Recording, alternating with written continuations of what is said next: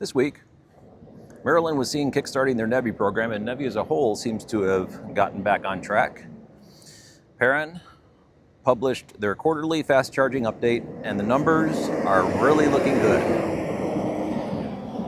Also, Marco RP posted into X yet another Tesla semi station that he spotted in permitting. Let's get into it.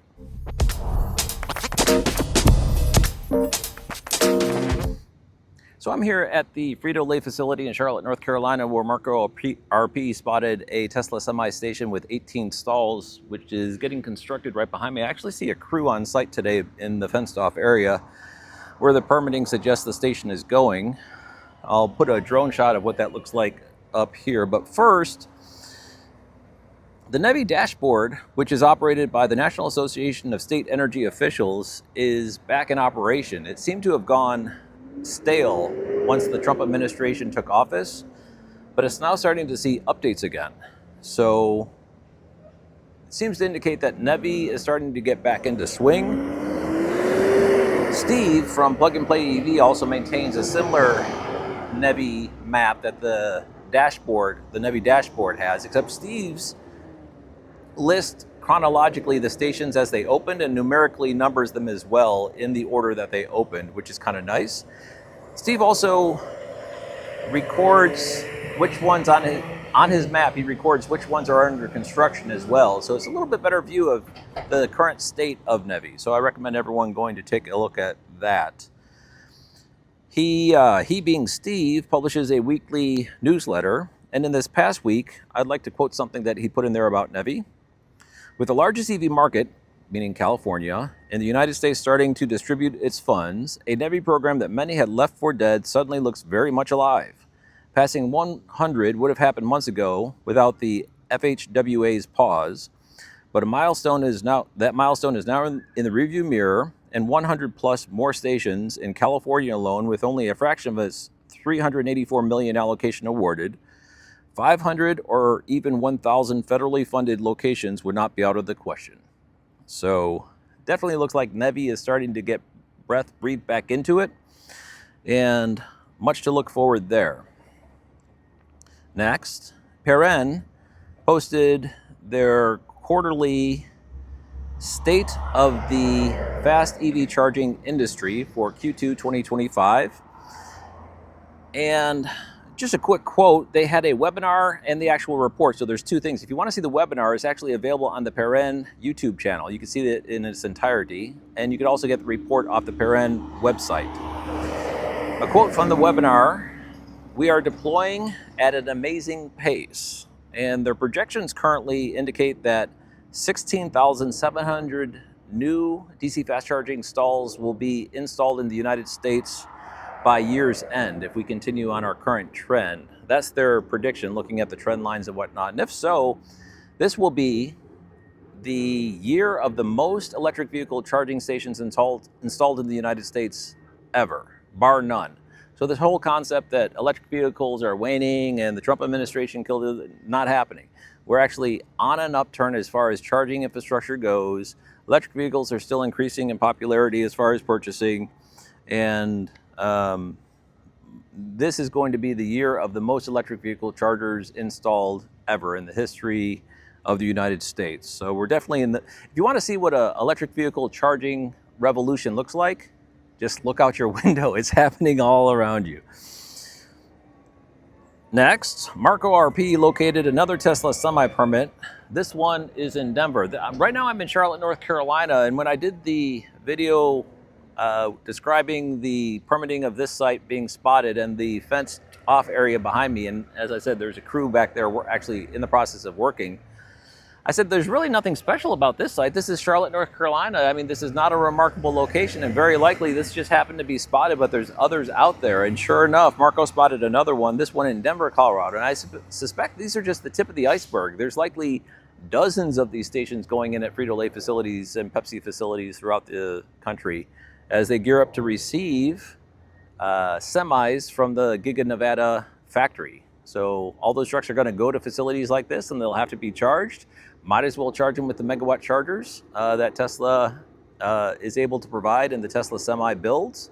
And so they're doing it. It's actually happening. This is not just vaporware or discussions. This is a in-swing project that is in the process of getting done.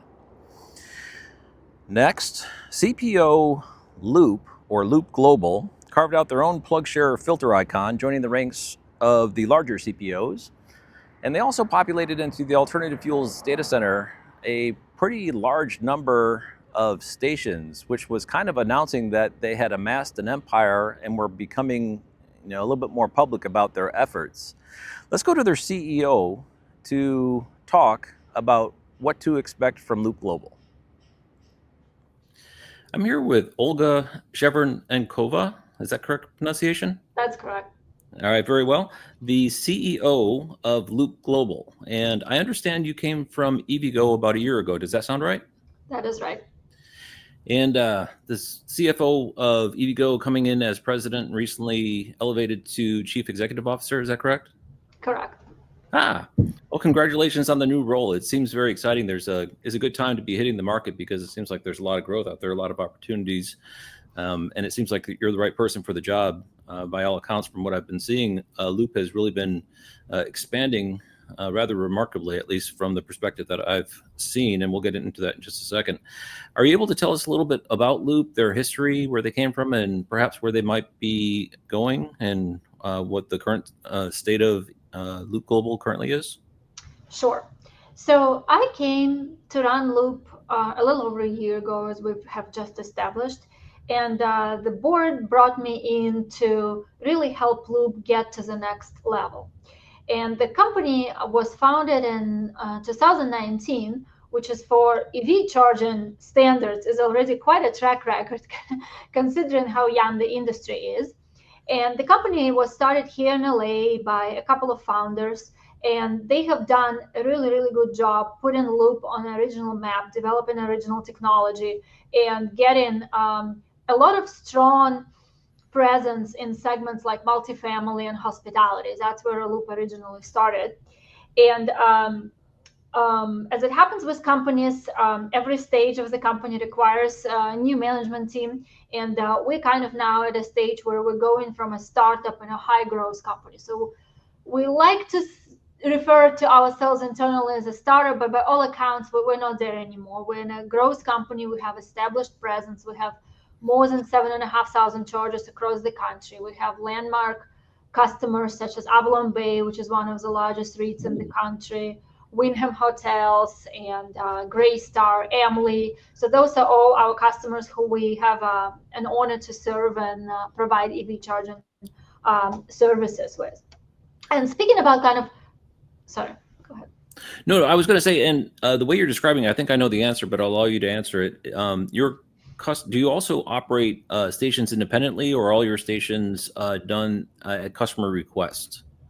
So that's a great question, because historically, Loop has experimented with different business models, and historically, and that's normal for a young company, right? They try to do X and Y and Z and what's going to work out. Historically, Loop was operating certain assets independently, but when I came on board, I streamlined it all, and we have narrowed down our business model to provide technology and services, hardware, software, and a bunch of O&M and other services to our customers, and not run anything independently. In fact, we divested some of the assets we owned and reallocated this capital to support the growth of the core business. So today, the answer is no. We decided we are going to stick with doing what we do best, which is providing technology solutions to our customers and helping our site hosts and buildings where our EV chargers are to operate, manage EV chargers. And we're very much focused,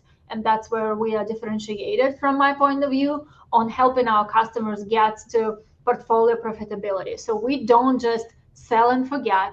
We stay with our customers, and we are trying to help them turn chargers from a simple amenity to a profit center. And coming from EVgo, which is one of the largest owners and operators of charging infrastructure in the country, I know a little bit about how to turn it into profit centers, how to make sure that every location is profitable. And there are ways of playing with pricing, playing with adjusting the number of chargers on the site to the demand, and so on and so forth.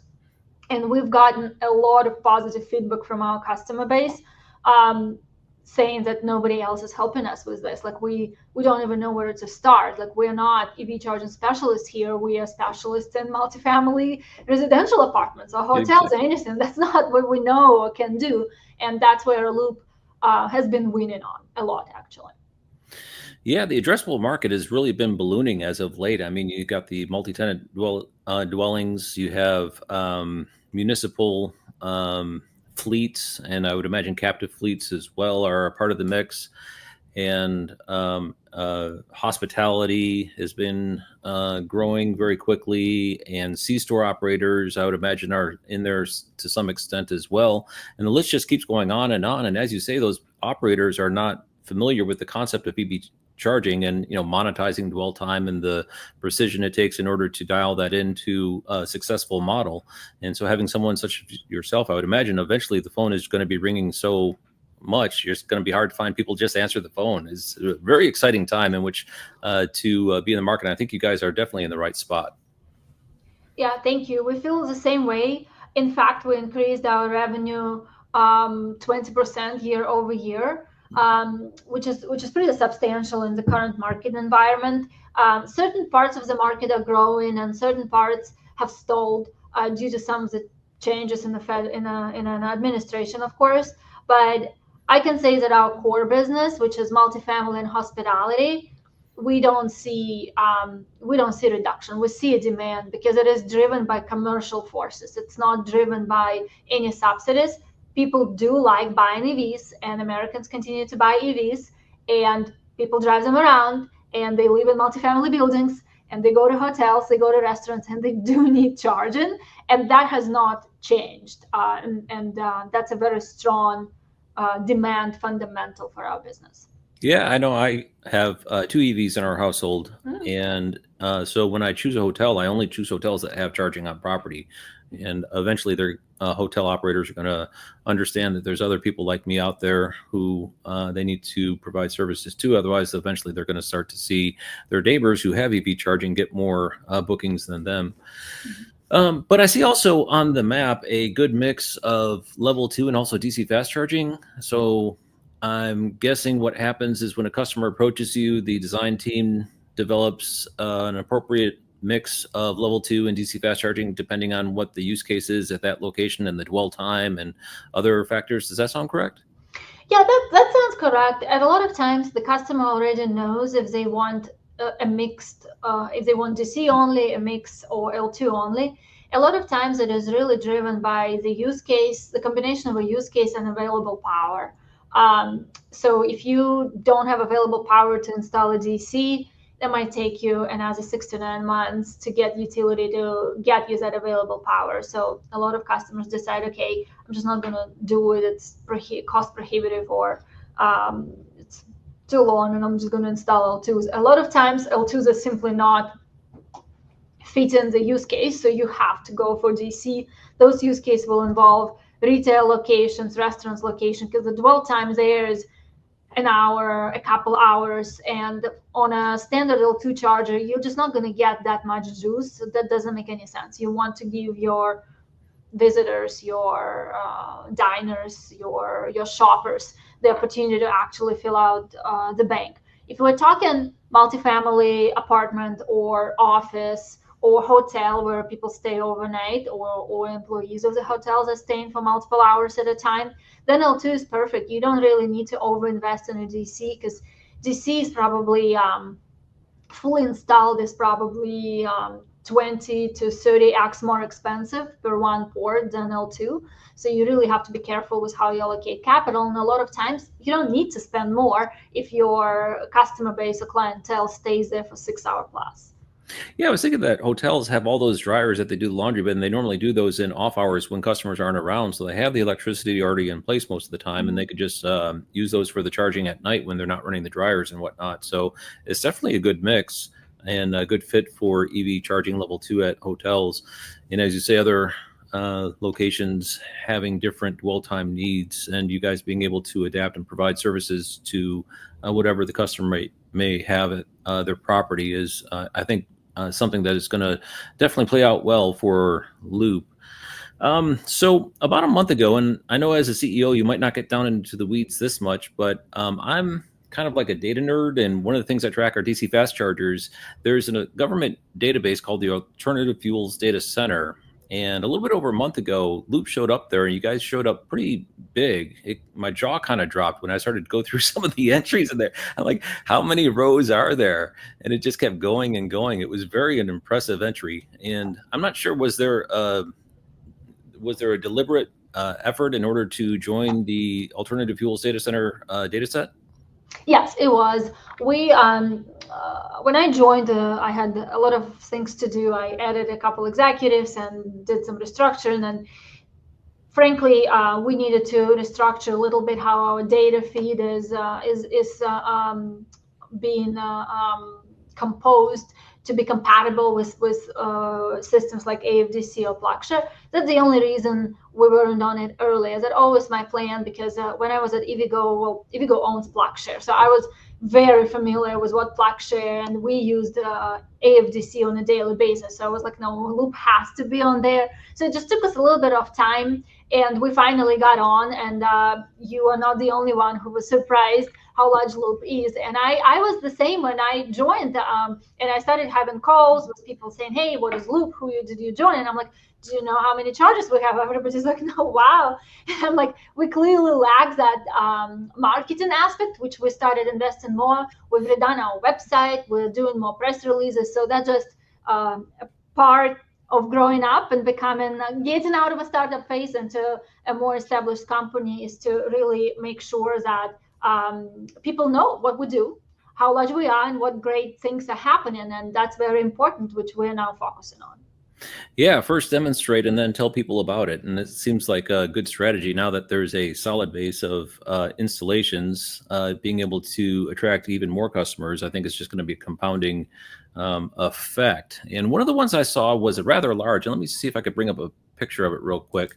It was at the Nashville City Zoo in a covered parking garage, and really nice looking install. And I would imagine having to work with the city of Nashville at one of their facilities in order to get a proper amount of parking spaces allocated for EV charging installed, and all the design and everything. This must have been a pretty long project in order to actually get spun up. It's pretty impressive. When I saw it, I didn't realize how much effort it must have taken to, first you got to close the deal, and then you have to have the design and implementation, and then the actual handing it over to operations staff. Can you tell me a little bit about this site and how that actually got brought into being an open station? Yeah, it is one of our larger installations. It's 36 chargers. It went live sometime, actually before my time, probably Q1 2024 or something around that.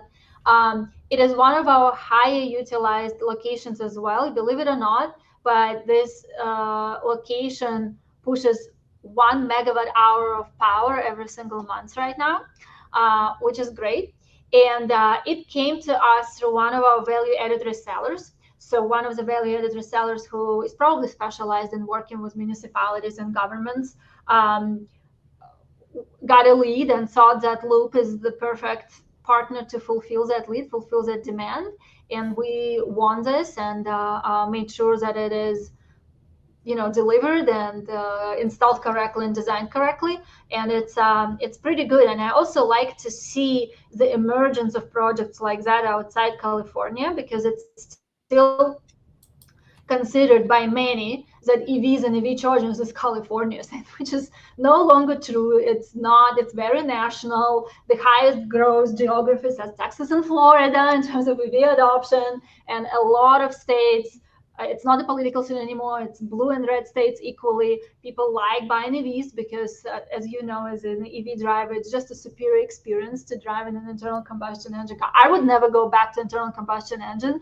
Just visiting a gas station brings the PTSD to my memories. I don't want to do it. I will stick with EVs forever. And a lot of us are like that. So I really like this project for that reason as well.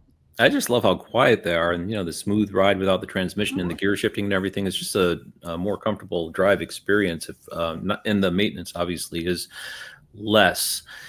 So on the heels of the alternative fuel data center entries getting added, a couple of weeks after that, I also noticed that PlugShare added a filter for Loop's stations, which normally is an indication that the CPO has been elevated to a higher ranking within PlugShare, and I'm not sure exactly the qualification they use for that, but I sense there was a deliberate attempt to help elevate the awareness of Loop as the CPO able to operate all these stations. And it's a very, you got one up in Canada, it looks like, and all up and down the I-5 corridor. And then, as you say, over on the East Coast and Midwest and the Southeast, significant amount of stations.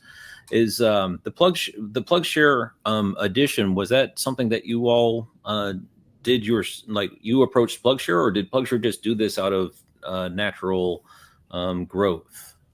Yeah, I approached PlugShare, but as I mentioned, PlugShare is owned by EVgo. So I was actually behind the original acquisition of PlugShare by EVgo back in the day. So I know everybody at PlugShare very, very well. So we just worked together for a couple of months to finish technical integration. And quoting my friends at PlugShare, it was one of the largest integrations they've done in recent years.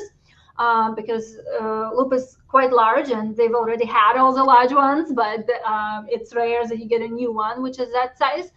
So we worked on that integration, and based on how we were over 7,500 charges, right? So based on that, we definitely deserved our own little icon there, and I'm very happy about it. I'm now looking back and seeing how utilization on our network will be affected by PlugShare, seeing early, very positive results and outcomes. And also why we like PlugShare is not just the visibility, but it also another channel of exchanging messages with our customers. And there are positive messages, there are negative messages, nonetheless, both available. And it allows our operational team to learn if there are problems with charges even faster, because people a lot of times go to PlugShare because that's a system of record and say, I tried to charge and it didn't work, instead of like calling a call center. But there we are knowing about it due to PlugShare great functionality. So we're quite happy with that partnership. Yeah, there's a lot of human feedback that, as a telemetry source for the operations folks, is often helpful outside of what can be gathered from the actual equipment, because someone will walk up and say, well, there's vandalism next door or something like that, or the charger's cable is somewhat frayed and the actual electronics won't show that, but PlugShare may. So very impressive, and congratulations on all this growth happening basically simultaneously after having achieved so much demonstration of effectiveness so far. So what can we expect in the future from Loop? So we will continue to stay course. We, as a company, have made a strategic choice to double down on the service aspect of our offering. So we are not just a hardware plus software. We want to make sure that, as we call in terms of, like, it's a no headache. Dealing with Loop is no headache, that we hold our customers' hands from start to finish, including the post implementation phase. And we have a fantastic COO who joined us a few months ago, who's going to lead this effort. We believe that is the strongest differentiation in the market, because one of the major complaints, both from drivers and from hosts, is my charger doesn't work. But a lot of times, it's not that the charger is broken. It hasn't been serviced correctly, installed correctly. There are all the soft things around it. But in the end, driver doesn't care. They either charge their car or they didn't. And our job is to make sure that they charge their car 99 or 100 times. That's what we're focusing here. We will continue talking about signature customers and signature partnerships. So stay tuned for our press releases. We won an RFP with a major hotel chain, which we will be talking in a few months. We just won an RFP and actually got in a formal order today from one of the biggest airports in the country, which I'm very excited. It's going to be a big PR. I can guarantee you've flown through that airport before. Everybody did. So there's a lot here. If you read kind of newspapers, it's very green, and it's like EV charging is over, EVs are over. I strongly disagree with that. EV charging is not over, EVs are not over. Things are happening. maybe the adoption is not as fast as we all in the industry dreamt of 5 years ago, fine, but it is happening. The growth is there. And the moment you have more people buying EVs, guess what? You need more EV charging, and we're here to fuel that growth. Yeah, I don't know. Some people might be saying the EV growth might not be what it was, but I don't know anyone who says EVs are not going to grow. And as a result, the addressable market of the services that you offer is only going to continue to balloon. I think it's going to reach a boiling point at some point. So having companies as effective as LoopGlobal in the fray is definitely appreciated. Olga Shervankova, CEO of LoopGlobal, much appreciated for coming on to Out of Spec Bits. Thank you so much, Walter. Bye-bye. It's always exciting to see a CPO flourishing as EVs continue their path towards mass adoption. And much appreciated to CEO Olga for coming on to Out of Spec Bits in order to showcase what LoopGlobal is currently doing and their plans for the future. And I wish them great success.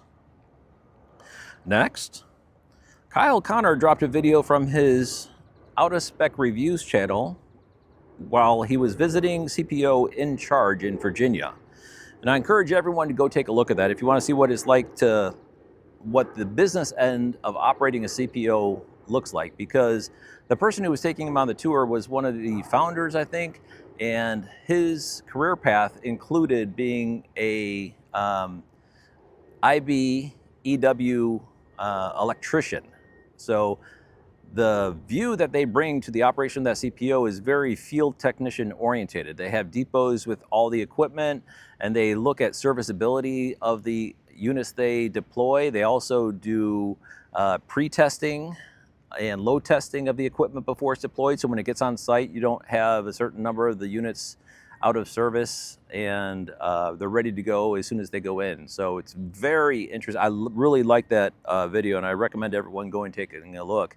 And In Charge actually provides services to behind the fence or fleet operators, similar to where I am now with the Frito-Lay facility getting the Tesla semi-charging station.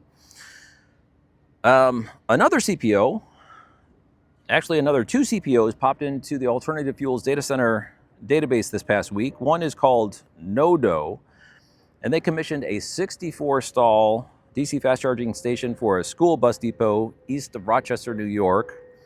And an unnamed CPO opened a 14-stall DC fast charger station at NMAX Corporation in Calgary, Ontario. So fleet operators are looking at electrification and the economics. They don't really care about politics. They're looking at the cost for duty cycle, the cost for refueling, maintenance costs, things like that.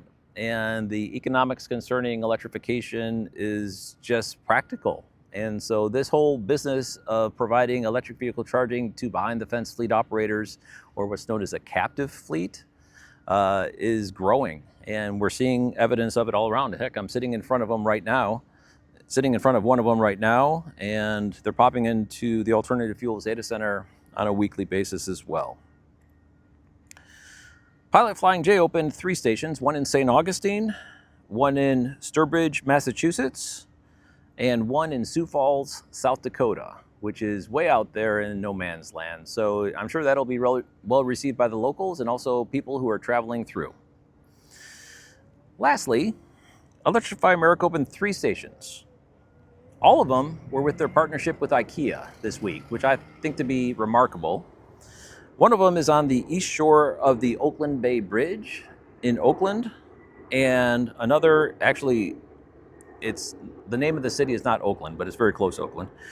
Another in Palo Alto, California, and a third on the other side of the country in Norfolk, Virginia. Thanks for watching.